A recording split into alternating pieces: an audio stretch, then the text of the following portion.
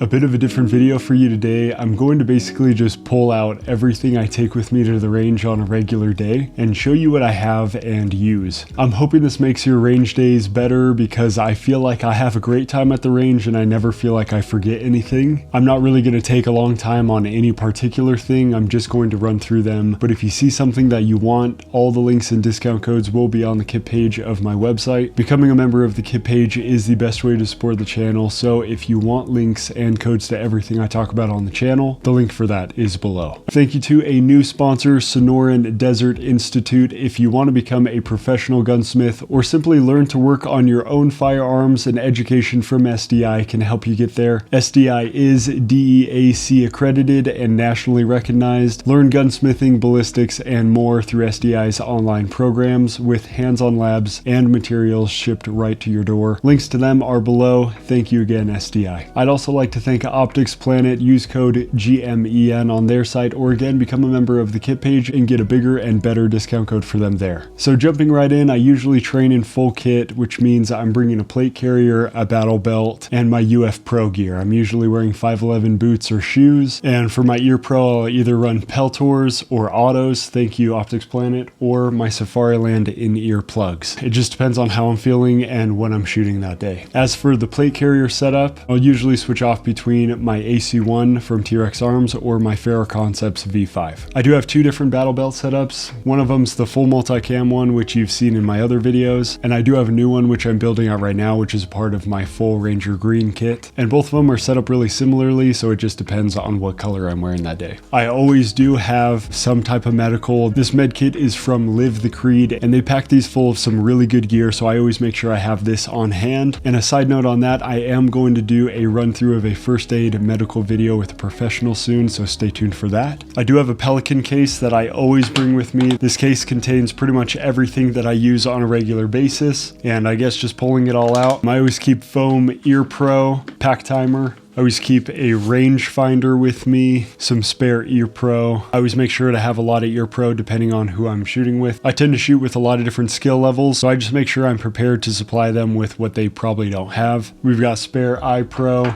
some more ear pro. I keep some gun butter and other lubes inside of this case. I've got some D-lead hand soap.